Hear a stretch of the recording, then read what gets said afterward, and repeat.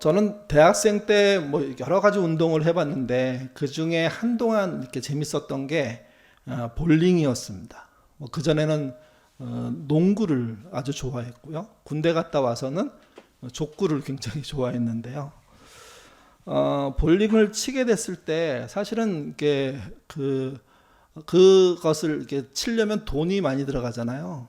그러니까 저의 그 대학생 이로서의 생활비로서는 좀 감당하기가 버거운 면이 좀 있거든요. 근데 어느 날 우연치 않게 볼링을 치게 된 겁니다. 처음 스텝을 배우고 뭐 공을 들고 이렇게 하나씩 던지는데 생각보다 재밌었습니다. 그래서 몇 게임을 같이 친구들하고 치게 됐죠. 근데 그날 점수가 그렇게 나쁘지 않았습니다. 스스로 운동신경이 있어. 나는 폼이 좋아. 뭐 이렇게 생각하는 스타일이거든요. 그래서 그날도 이렇게 볼링을 치고 기분이 굉장히 좋아서 이게 한 번 치고 뭐 말까 뭐 더 할까 이런 생각을 하지 못했는데 그날 저녁부터 머릿속에 이게 볼링공이 굴러가는 장면이 계속 이렇게 떠오르는 거죠. 그래서 돈이 생기면 또 시간이 있으면 볼링을 치는 일을 좀 했습니다. 그러면서 이제 점수가 좀씩 높아지는 거예요. 내가 소질이 있네. 뭐 스스로 자만도 하고요. 막. 그러다가 이제 내가 좀 잘 친다고 스스로 생각하고 있는 어느 날 친구들하고 내기 볼링을 친 겁니다. 그러니까 게임비 내기 한 거죠. 근데 졌습니다. 평상시보다 형편없는 실력으로 진 거예요. 은근히 열받더라고요. 그래서 다음에 그 게임을 하기로 약속을 하고 혼자 한번 가가지고 볼링을 한번 쳐봤죠. 그랬더니 옆에서 이제 혼자 또 다르게 치는 분이 한 분 계셨는데 그분은 굉장히 잘 치더라고요. 마이볼도 있고 그 다음에 손에 이렇게 아대도 괜찮은 거 끼고 탁탁 던질 때마다 훅이 정말 예술적으로 들어가고 그래서 염치불구하고 제가 이렇게 물었습니다. 제가 좀 이렇게 했는데 안 된다고 왜 그러냐고 그분이 한번 던져보라고 그래서 던졌죠. 그랬더니 막 웃더라고요. 한마디로 폼이 엉망이라는 거예요. 그분이 그렇게 얘기했어요. 기본기가 없으면 늘 슬럼프라고. 그러니까 이제 슬럼프가 나는 왔다고 생각하고 살짝 넘어갈 수 있다고 생각했는데 내 폼을 본 그분은 기본기가 아니라 그냥 힘으로 하는 거라고. 스텝도 엉망이고 뭐 이렇게 자유롭게 자기 마음대로 하고.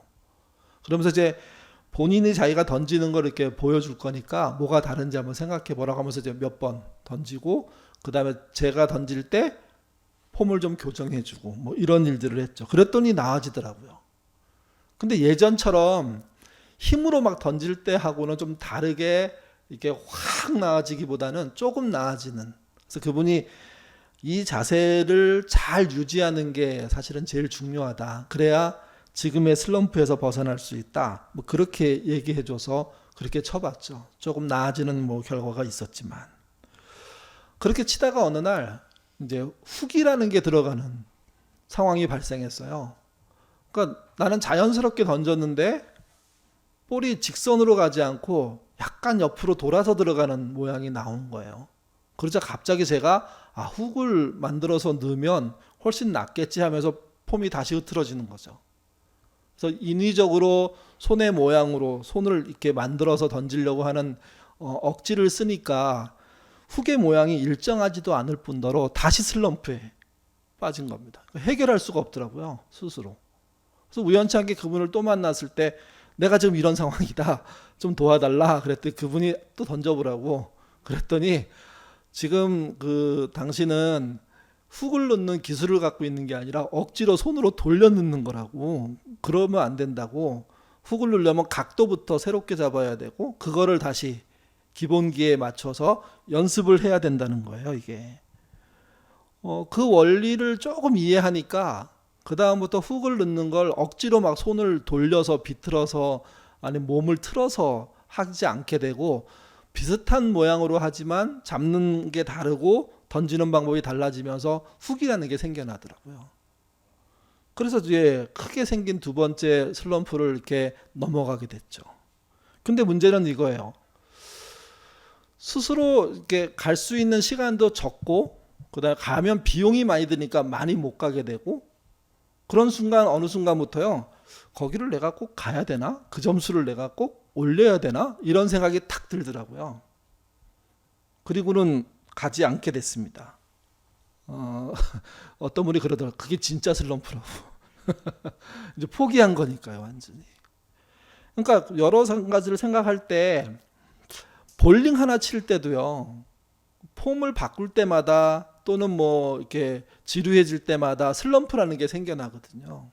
그리고 결국은 그 슬럼프들을 다 겪어내지 못하면, 이겨내지 못하면 볼링 자체를 치지 않게 되는 상황이 되는 거죠. 그러다 한 10년 넘게 지나서 한번 이렇게 그 사람들하고 볼링을 치게 됐는데, 잘 치네 이런 얘기 또 하더라고요. 갑자기 또 하고 싶은 마음이 생기는 거죠. 제가 드리고 싶은 것은 슬럼프라는 거예요. 그러니까 볼링을 칠 때도 모든 뭐 생활을 할 때도 슬럼프라는 게 찾아오게 되어 있고, 그때그때마다 그걸 넘어가는 가장 중요한 방법은 기본기라는 겁니다. 기본 자세. 뭐 그걸 해야 된다는 거죠, 이게. 신앙생활에도 슬럼프가 있습니다. 볼링보다 훨씬 더 심각한 슬럼프들이죠. 한 번 빠지면 뭐 쉽게 극복되는 경우도 있지만 그렇지 못하고 몇 년 헤매기도 합니다. 심지어는 뭐 10여 년 떠나 있다가 돌아오는 경우도 생기는데, 이 슬럼프 굉장히 무섭습니다, 사실은. 뜨거운 마음이 사라지고 냉랭해질 때, 어느 순간부터 말씀도 안 들리고 기도도 하기 싫고, 그리고 설교도 안 들리고 예배도 시큰둥하고, 심지어 교인들의 얼굴도 별로 보고 싶지 않을 때, 그럴 때 있지 않으십니까? 관심 있게 성경을 막 공부하고 읽었다가 어느 순간부터 성경으로부터 뚝 떨어져 나갈 때, 그러니까 성경 읽는 것 자체가 너무 좋았는데 어느 순간부터 성경 읽기와 담싸고 신앙생활하는 거, 사실은 기본적으로 슬럼프입니다, 사실은. 그러니까 기독교 신앙은 말씀을 읽지 않고는 하기가 좀 어려운데, 말씀을 읽지 않고 해내고 있는 것 자체가 사실은 슬럼프인 거죠. 아니면 자기 신념을 믿든지, 또는 날마다 기도해서 기도의 재미와 응답의 결과들로 인해서 삶에 정말 다이나믹을 느꼈다가도 어느 순간부터 기도하지 않게 되고 점점점 침체하고, 그래서 기도와 담을 쌓게 되는 침체, 그런 거 있습니다. 이게 신앙적으로 반드시 해야 될 일임에도 불구하고 무기력해지는 거, 영적인 침체에 빠지는 거, 그래서 한동안 돌아다니는 거, 한동안 헤매는 거. 욕 같은 경우에는 정말 하나님께 열심히 나가고 싶었지만 주어진 상황이 완전히 무너지니까 어찌 해야 될 바 모르는 슬럼프 상황에도 빠지게 되는 거죠, 이게. 그리고 또 한 가지가 있습니다. 언제 슬럼프가 찾아오냐? 너무 바쁠 때요. 너무 정신없이 자기의 삶들을 정신없이 뛰어다니며 살게 될 때 순간 하나님을 놓쳐버리고 하나님 바깥으로 뛰쳐나가는 일들이 벌어지는 거죠. 그래서 빌 하이벨스가 이런 책을 썼습니다. 너무 바빠서 기도합니다. 바쁜 사람은 기본적으로 슬럼프에 빠질 가능성이 높다는 거예요. 여러분 오늘 하루 바쁘지 않으셨습니까? 뭐 이렇게 백수가 과로사 한다는 말도 있는데, 백수면 시간이 많을 것 같은데 백수도 그렇지 않다는 거예요. 그러니 책임 있고 일할 수밖에 없는 현장에 뛰어드는 사람들은 얼마나 바쁠까요? 사실 따지고 보면 세상에 바쁘지 않은 사람은 아무도 없습니다. 유치원 아이들도 바쁘잖아요. 이 바쁨이 뭘 가장 많이 만들어내냐면 우리 인생의 슬럼프를 가장 많이 만들어내요.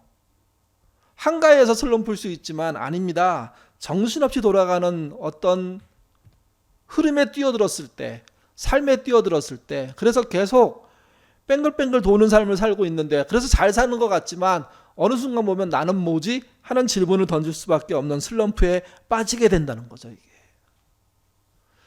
빌 하이벨스는 너무 바빠서 기도한다 해서요, 신자가 슬럼프에 빠지는 3가지 이유를 얘기합니다. 첫 번째가 이겁니다. 하나님을 잊어버릴 때 슬럼프는 반드시 찾아온다. 신자란 전제로 얘기하는 거죠. 신자에게 하나님이 빠졌다, 없다, 그러면 그냥 슬럼프죠, 그 자체가. 그래서 행복하다고, 하나님을 잊어버려도 행복하다고 그러면 뭐 할 말이 없는 겁니다, 그거는. 그러니까 논할 가치조차 없게 되는 상황이 되는 거죠. 우리 같이 읽어보겠습니다. 시편 106편 7절부터 14절 말씀입니다. 천천히 읽어보죠. 우리 열조가 애굽에서 주의 기사를 깨닫지 못하며 주의 많은 인자를 기억하지 아니하고 바다 곧 홍해에서 거역하였나이다. 그러나 하나님께서 자기 이름을 위하여 저희를 구원하셨으니 그 큰 구원능은 알게 하려 하심이로다. 이에 홍해를 꾸짖으니 곧 마름에 저희가 인도하여 바다 지나기를 광야를 지남 같게 하사 저희를 그 미워하는 자의 손에서 구원하시며 그 원수의 손에서 구속하셨고 저희 대적은 물이 덮음에 하나도 남지 아니하였도다. 이에 저희가 그 말씀을 믿고 그 찬송을 불렀도다. 저희가 미구의 그 행사를 잊어버리며 그 가르침을 기다리지 아니하고 광야에서 욕심을 크게 내며 사막에서 하나님을 시험하였도다. 7절 말씀 보면 우리 열조가 그러니까 이제 그 이스라엘 사람들의 조상인 거죠. 선대에 대한 얘기인데 열조가 애굽에서 주의 기사를 깨닫지 못하며 애굽에 있을 때 주의 기사가 뭘까요? 10가지 재앙 얘기할 수 있습니다. 재앙이 한 가지면 충분했을 것 같은데 10가지나 들어갔다는 이야기는 바로가 강팍했기 때문이라고만 말할 수는 없다는 겁니다. 누구도 강팍해 있었냐면 이스라엘 사람들도 강팍해 있었던 거예요. 그러니까 그들이 애굽에서 벌어졌던 10가지의 이적을 몸소 그들이 경험하면서도 한 번에 하나님을 따라 나온 게 아니라 사실은 깨닫는데 시간이 많이 걸렸죠. 이 시간이 길어지면 길어질수록 사실은 어떤 상황이냐면 하나님을 내밀어내는 상황이 되는 거죠. 이게 또 그 뒤에 보시면 주의 많은 인자를 기억하지 아니하고 주께서 베푸신 많은 인자하신 사건들을 기억하지 않는 거예요. 그리고 뭐 어떤 일도 벌렸냐면 곧 홍해에서 거역하였나이다. 홍해를 건널 때도 거역하는 사건이 있었다는 거죠.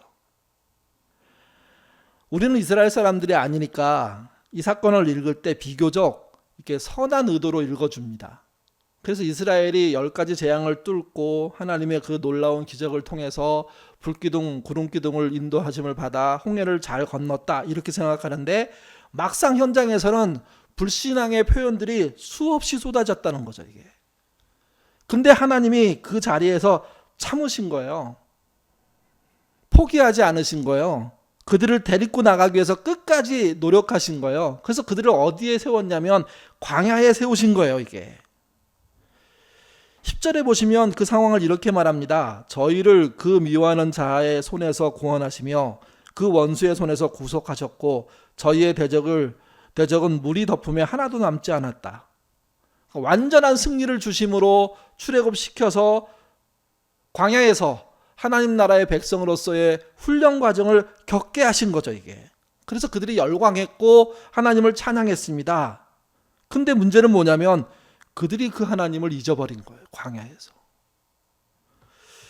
이스라엘이 몸소 경영했던 10가지 재앙, 장자의 죽음, 홍해를 건너는 거, 구름기둥과 불기둥, 반석의 물, 아말렉과의 전쟁에서의 승리, 만나, 메추라기, 그 밖에도 수없이 많은 이적과 기적들을 보면서 그들이 하나님을 버린 적이 많다면 그럼 여러분 우리는 어떨까요? 우리의 믿음이 더 좋은 거 아닌가 저는 사실 그렇게 생각해요. 우리는 구름기둥 불기둥 본 적이 없잖아요. 홍해를 건넌 건 모르잖아요. 우리는 예수님을 보셨습니까? 십자가의 사건을 직접 체험하셨습니까? 부활의 확신들을 갖는 그런 뚜렷한 장면들을 갖고 계십니까? 서로 대비해 보면 이스라엘이 현저하게 유리했어요. 신앙을 갖기에, 하나님을 안 떠나기에. 그런데도 떠났다고요. 그러면 우리는요, 떠날 만한 환경이 훨씬 많다는 거예요. 그래서 이런 생각 하나 해야 돼요. 그래도 우리는 이스라엘보다는 낫다. 그렇지 않나요, 여러분? 나 같으면 광야에서 샘솟는 물 한 모금만 먹었으면 좋겠어요. 만남의 추락이 떨어지는 거 경험 한 번만 했으면 좋겠어요. 한 번만. 우린 그런 게 없어요. 그러니 어떤 면에서는 이스라엘 사람들보다 훨씬 나쁜 상황에서 신앙생활하는 것이고 잘 견디고 있는 것이고 이길 수 있는 힘과 지혜를 갖고 살고 있는 거죠. 그렇다고 하더라도 슬럼프를 통해서 하나님을 떠날 수 있는 것 우리의 문제라는 겁니다. 그러니까 이스라엘도 그랬다면 우리도 그럴 수 있습니다. 우리 주변에 누군가 하나님에 대해서 멀어지는 일들이 벌어질 수 있습니다. 그 일이 좋은 일은 아니지만, 그 일을 권장할 수는 없지만 우리 인생에 그런 슬럼프는 일어날 수밖에 없는 거예요. 그래서 슬럼프는요, 어떤 이유에서는요, 슬럼프에 빠지는 이유를 이렇게 볼 수 있어요. 사람이기 때문에 빠지는 거예요. 어쩔 수 없는 우리의 한계예요. 이건 뭘로 피할 수가 없어요. 이게.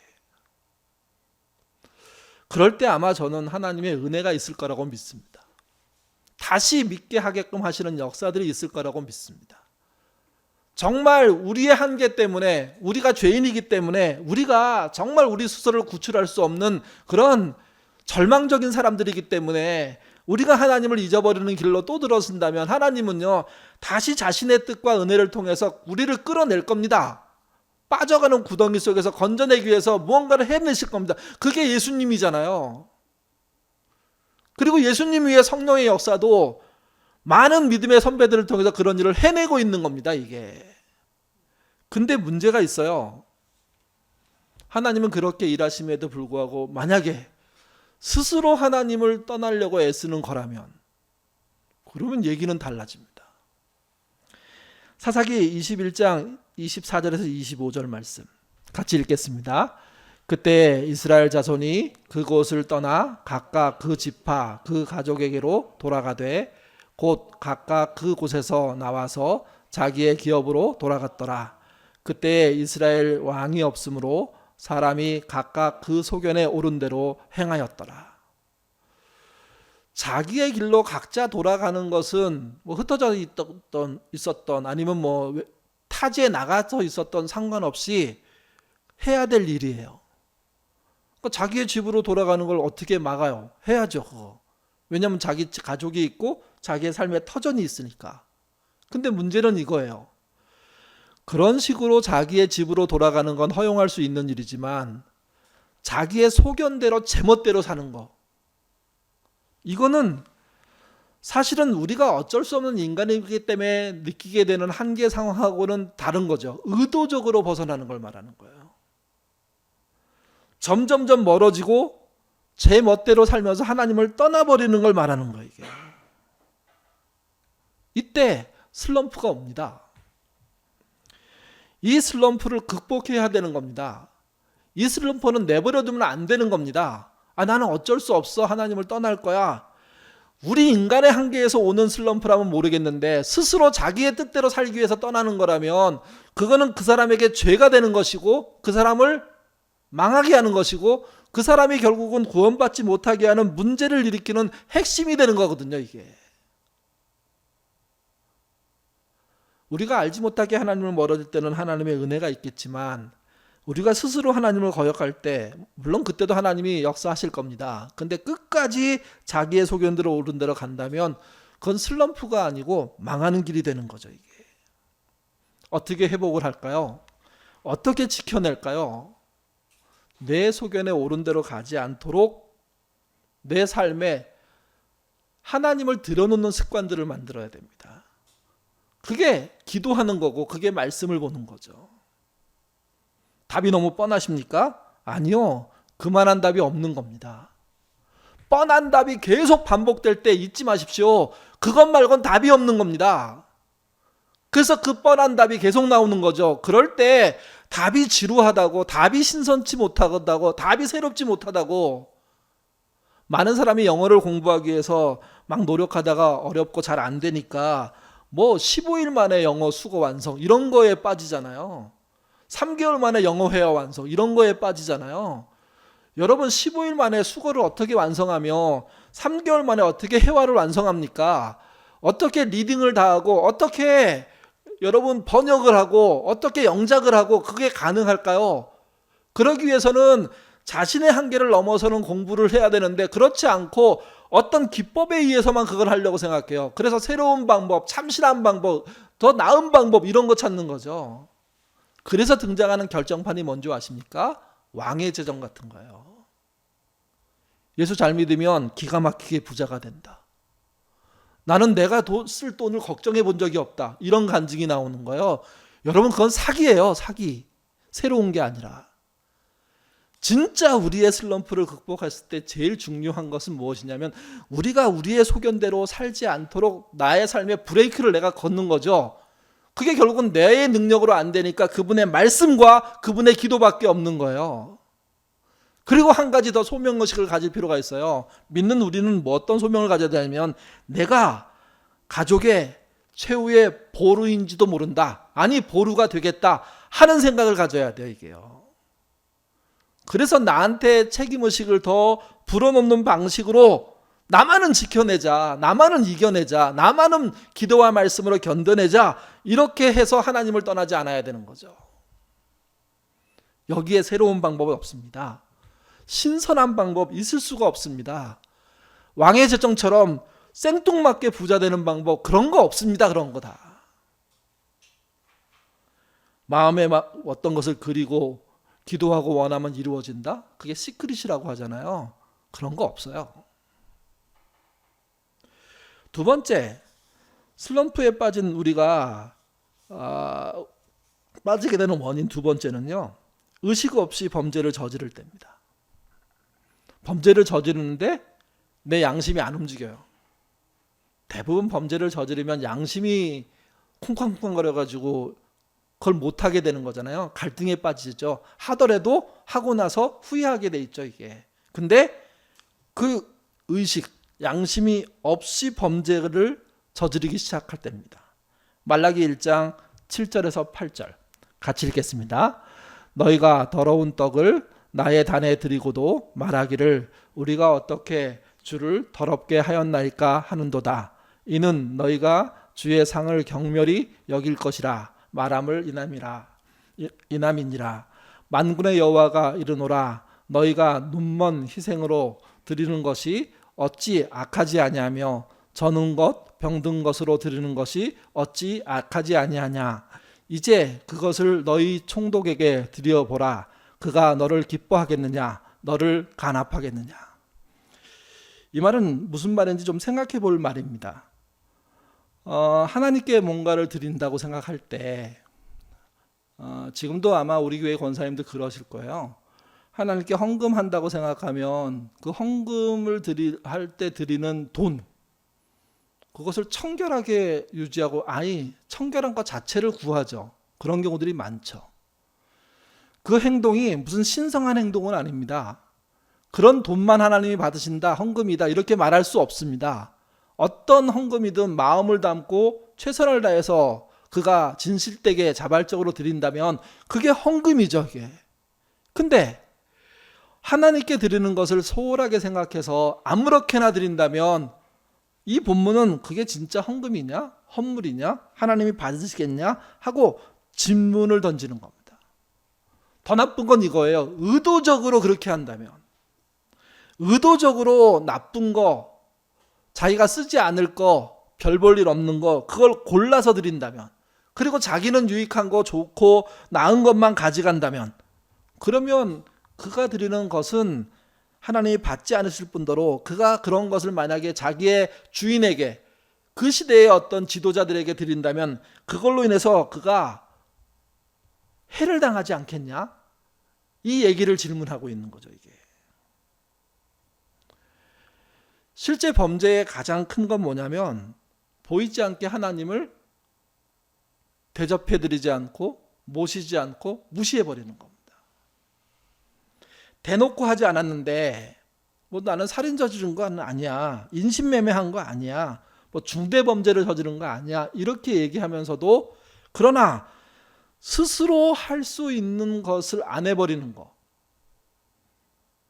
자신의 최선에 대한 마음을 담지 않고 그냥 의무적으로 하는 거, 할 수 없이 하는 거, 자신의 재량을 통해서 충분히 더 나았게 만들 수도 있음에도 불구하고 자신의 재량으로 그냥 덮어버리는 거, 뭐 이런 것들이 실제 의식 없이 범죄하는 거죠. 이게 여러분, 의식 없이 범죄하는 건 그 큰 범죄보다는 일상 속에서 벌어지는 게 되게 많습니다.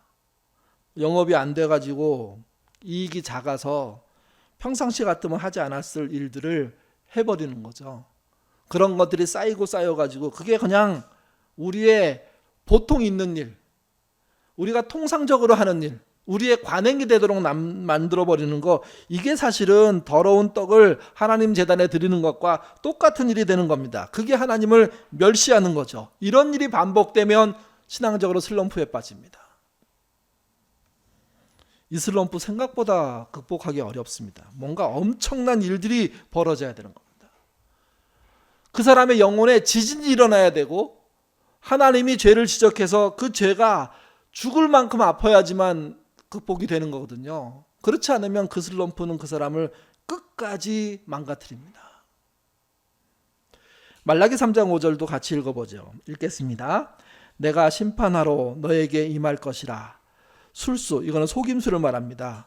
술수하는 자에게와 간음하는 자에게, 거짓 맹세하는 자에게와 품꾼의 싹에 대하여 억울케 하며 과부와 고아를 압제하며 나그네를 억울하게 하며 나를 경외치 아니하는 자들에게 속히 증거하리라.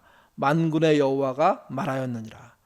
여러분, 여기 등장하는 죄의 목록, 이렇게 술수하는 자라는 표현, 간음하는 자, 거짓 맹세하는 자, 이런 표현하고요.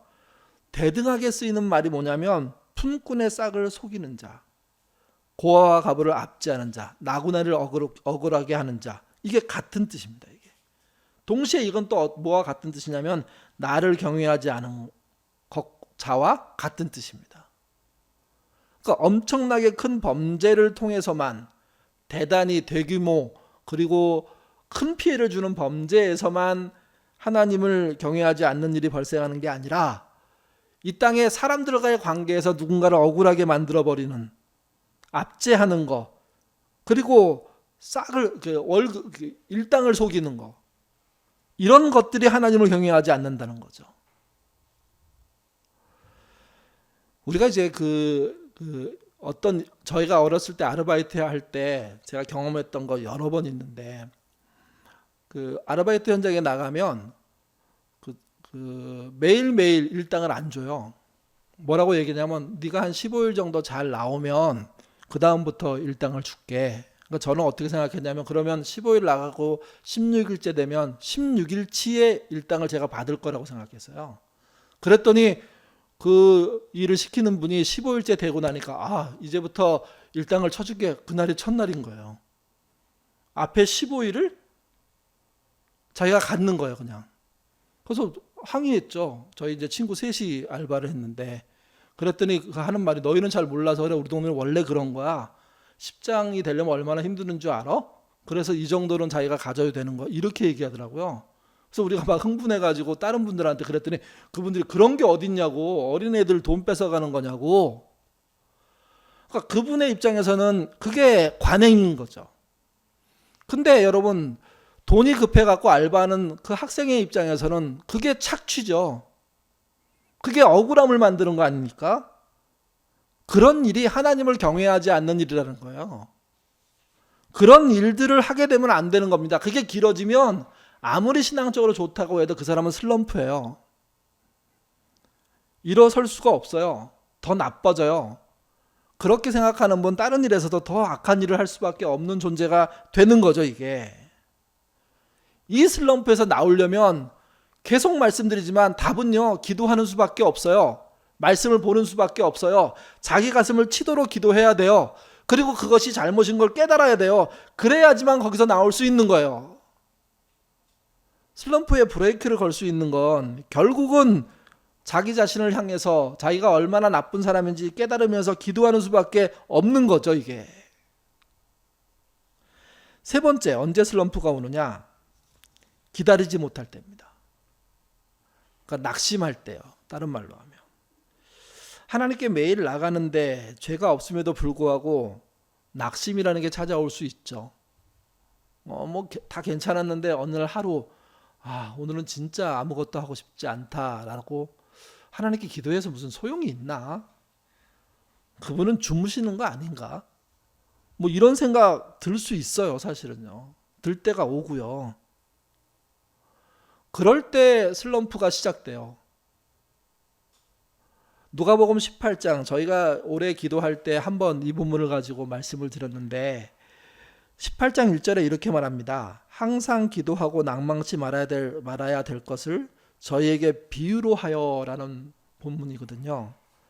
그러니까 낭망하는 게 얼마나 심각한 문제인지 얼마나 큰 손해인지를 비유로 알려주고 싶은 거죠. 그래서 그 본문 18장 2절부터 6절에 어떤 얘기가 나오냐면 억울한 일을 당한 과부가 불의한 재판장을 찾아가서 지속적으로 간청해가지고 결국 그 억울함을 풀었다는 이야기를 해줍니다. 재판장이 의로워서 그렇게 한 게 아니라 의롭지 않음에도 불구하고 계속해서 와서 항의조로 자기의 억울함을 호소하니까 주변 사람들이, 마을 사람들이, 자기의 동료들이 저 재판장이 무슨 잘못을 했구나 이렇게 생각할까 봐 그래서 문제를 풀어준 거예요. 분명한 건 하나님은요 불의한 재판장이 아닙니다. 의로운 재판장이십니다. 그러니 낙심치 않고 그분을 찾아가서 그분께 하소연할 수 있다면 불의한 재판장이 들은 것처럼 하나님은 더 들어주시겠죠. 더 빨리 더 정확하게 들어주시겠죠. 기다리지 못하고 낙심하는 게 그래서 문제입니다. 슬럼프에 빠졌을 때 우리가 슬럼프를 해결하는 건 낙심하지 않고 일어서기 위해서 애쓰는 거예요. 이게. 그러기 위해서 어떻게 하셔야 되냐면요. 여러분이 처해 있는 문제 속에 빠지지 않아야 돼요. 문제를 지배하고 그 문제를 해결하기 위해서 부딪혀야 돼요. 누구처럼? 여기 등장하는 억울한 일을 당한 과부처럼. 누구에게 부딪혀야 됩니까? 심지어 불의한 재판장이라고 하더라도 부딪혀야 돼요. 그렇다면 의로운 재판장에게 우리가 억울한 일을 당하고 난 다음에 의로운 재판장인 하나님께 부딪힌다면 하나님은 어떻게 하실까요? 8절 9절입니다. 읽겠습니다. 하물며 하나님께서 그 밤낮 부르짖는 택하신 자들의 원한을 풀어주지 아니하시겠느냐? 저희에게 오래 참으시겠느냐? 내가 너희에게 이르노니 속히 그 원한을 풀어주시리라. 그러나 인자가 올 때에는 세상에서 믿음을 보겠느냐 하시니라. 누가복음 18장 8, 9절의 말은 이거예요. 하나님은 분명히 부르짖는 자, 낙심하지 않기 위해선 몸부림치는 자, 낙담하고 슬럼프에 빠져들어가지 않기 위해서 정말 애쓰는 자의 이야기를 들으신다는 거예요. 그래서 일으켜준다는 거죠. 이게 자식으로서 또 남편으로서 또 아버지로서 회사원으로서 또 신앙인으로서 잘 살아온 집사님이 있었습니다. 그분이 젊은 나이임에도 불구하고 불치의 병에 걸렸어요. 교회가 난리가 났어요. 저분만은 그렇게 되지 않아야 된다고 생각하고 많은 사람들이 참 선하게 살았으니까 건강하게 사실 거라고 생각했는데 그분한테 덜커덕 정말 치료할 수 없습니다. 병원에서 할 정도의 병이 걸린 거예요. 그러니까 믿음 좋고 삶 좋았던 분이니까 주변 사람의 실망이 너무 컸어요. 근데 그분은 포기하지 않으시는 거예요. 하나님이 또 길을 열어주실 거야 생각하고 정말 차분하게 치료를 받고 뭔가 희망을 걸고 자기를 더 낫게 하기 위해서 노력하는데 의사조차도 더 이상 가망성이 없습니다. 이렇게 선언해버린 거죠. 이게. 그래서 목사님하고 상의를 했습니다. 어떻게 하면 좋을지. 그랬더니 목사님이 물은 거예요. 거꾸로. 집사님은 어떻게 하면 좋겠어요? 그랬더니 병 치료를 위해서 기도원에 가봤으면 좋겠다고. 그래서 목사님이 이곳 기도원에 가셔서 기도하시라고. 저도 매주 올라가서 뵙겠다고. 그래서 그분이 한 기도원에 올라갔어요. 거기에는 병자들이 참 많이 모여 있었고 매일매일 예배가 있었거든요. 그 예배를 매일매일 드리고 있었으니까 그 목사님 생각에 그 집사님이 많이 이제 정리가 됐을 거다. 심지어 하나님이 데려가신다고 하더라도 흔들림 없는 믿음이 되었으면 좋겠다 하는 마음으로 찾아간 거예요. 갔더니 그분의 첫 인상 자체가 매우 불안해 보이는 거죠. 그리고 어찌할 바를 모르는 그 걱정하는 그 모습, 불안해하는 모습, 절망하는 모습이 목사님한테 아주 깊게 느껴지는 거예요. 그래서 그 목사님과 함께 그 집사님과 함께 조용한 곳에 앉아서 그 집사님의 부인도 같이 있었는데 물었어요. 왜 이렇게 폐잔병처럼 힘들어 하시냐고. 그랬더니 그 집사님이 이렇게 얘기했어요. 자기가 예배 때마다 이번 예배를 통해서 하나님의 은혜가 있을 거라는 뭔가 좀 뜨거움을 가지고 예배를 참여하는데 그때마다 오히려 더 냉랭해지고 오히려 더 절망에 자기가 빠지더라는 거예요. 자기를 가장 부끄럽게 만들었던 거는 누군가 병이 나왔다는 간증을 할 때, 심지어 저 사람이 아프대, 어떤 병이었대 하고 같이 그 숙소 생활을 하던 번 중에 나았다는 간증을 하고 내려가는 모습을 보는데 그게 감사하고 은혜가 되고 희망이 되지 않고 오히려 왜 저 사람은 은혜를 받고 나았는데 왜 나는 아니야 하는 마음이 더 들더라는 거죠. 이게 그러니까 이게 하루하루 쌓이니까 그 집사님이 진짜 폐잔병이 돼버린 거예요. 그래서 몇 주 사이에 그 집사님의 모습은 기도원으로 올라갈 때 모습하고는 완전히 다르고 교회에서 뵀던 모습하고는 완전히 다른 믿음이 있을까 할 정도의 추락해버린 거죠. 이게 그 암 환자를 찾아간 목사님이 이렇게 물었습니다. 집사님 왜 이렇게 병을 낫고 싶어 하세요? 너무나 당연한 질문이잖아요. 그러자 눈물만 흘리시더래요. 그래서 그분의 손을 꼭 붙잡고 목사님이 이렇게 얘기했어요. 하나님께서 집사님을 사랑하시면 병을 낫게 하시겠죠. 그렇지만 잊지 마세요. 병을 낳아도 죽어요. 집사님은 결국 죽어요. 그러니까 이 상황에서 우리의 목표는 병을 낫는 게 목표가 아니라 천국에 갈 수 있다는 거예요. 우리의 희망은 병을 나아서 집으로 돌아가는 것도 좋은 일이지만 우리가 이렇게 끝장이 나도 천국이 기다리고 있기 때문에 거기서 영원히 아파하지 않은 몸으로 살 수 있다는 거 집사님 아시잖아요. 왜 이걸 붙잡지 않고 당장 병을 낫는 것만 붙잡으세요? 더 큰 걸 붙잡아야, 더 큰 걸 기다려야 작고 자잘한 것을 이길 수 있게 되는데 왜 이걸 안 하세요? 목사님의 이야기를 들은 집사님이요, 펑펑 울기 시작했습니다. 자기가 봐도 자기가 한심스러운 거예요. 그렇게 자기의 인생을 살 때 좋은 자식으로, 좋은 남편으로, 좋은 아버지로, 좋은 신앙인으로 정말 곳곳에서 나름 누가 봐도 참 잘 고맙게 잘 살아주시는 모범이 되는 분이다 이렇게 생각했던 본인인데 병에 걸리고 나서 병이 나아야 된다는 생각에 빠져드니까 그것만 바라보니까 진짜 믿어왔던 믿음 자체가 없어져 버린 거죠. 이게. 그래서 병 나으러 기도하러 갔다가 더 큰 슬럼프에 빠져버린 거예요.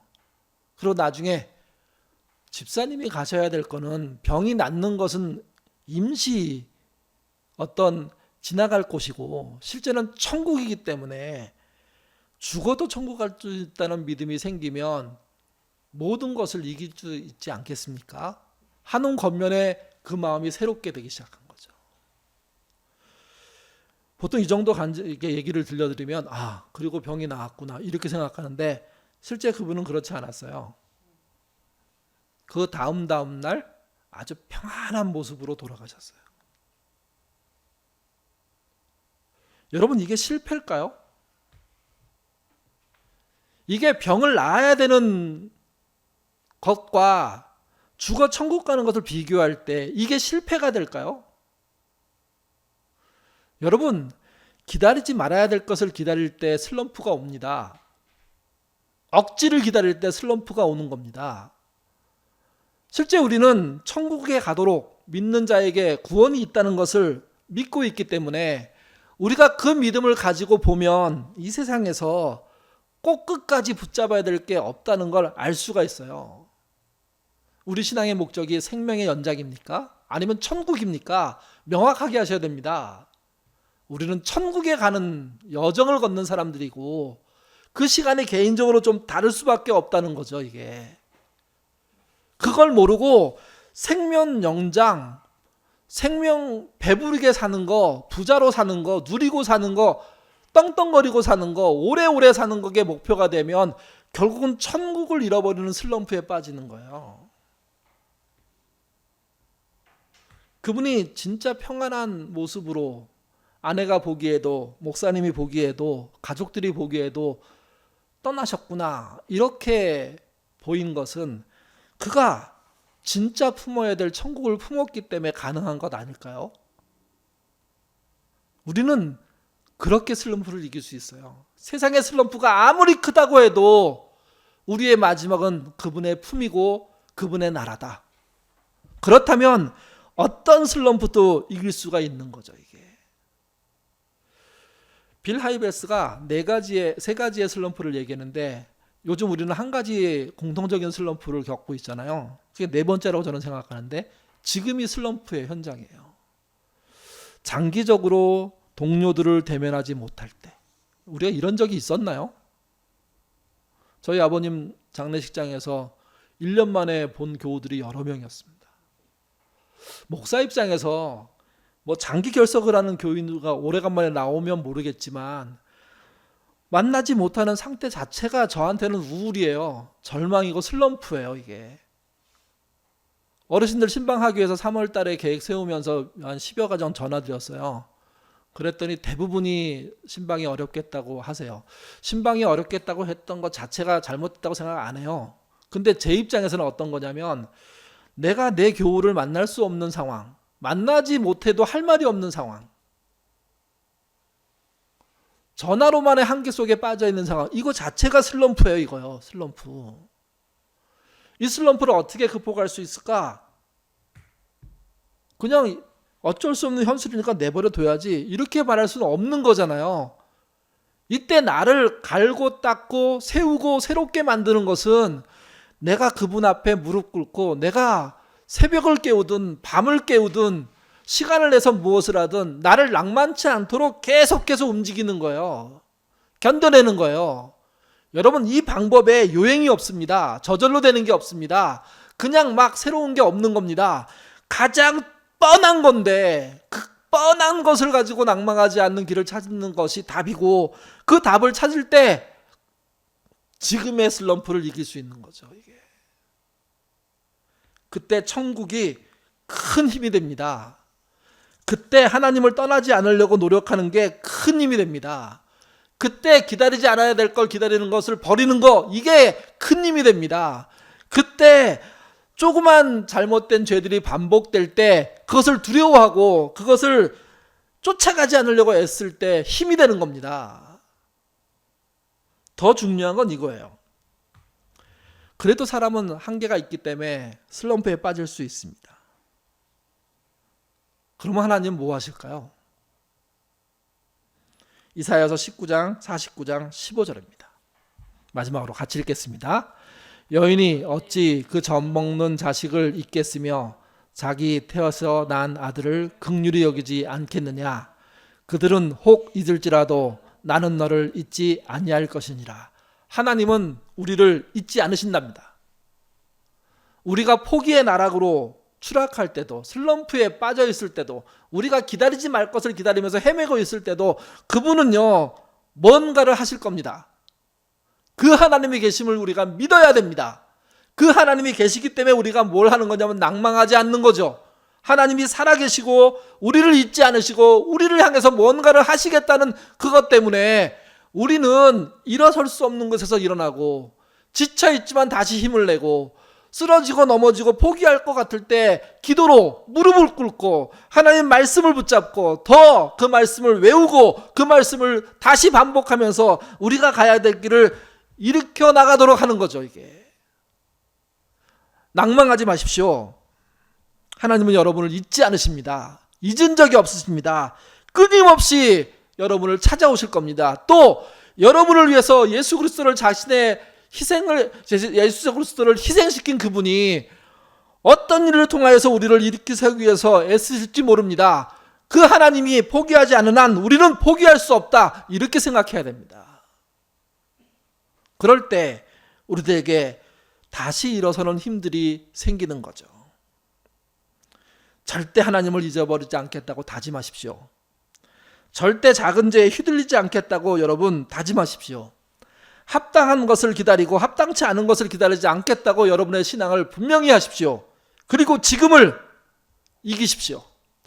낭망하지 않고 이겨내는 방법들을 찾으시고 견디십시오. 그 견디는 방법의 가장 뚜렷한 건 기도 말고는 없습니다.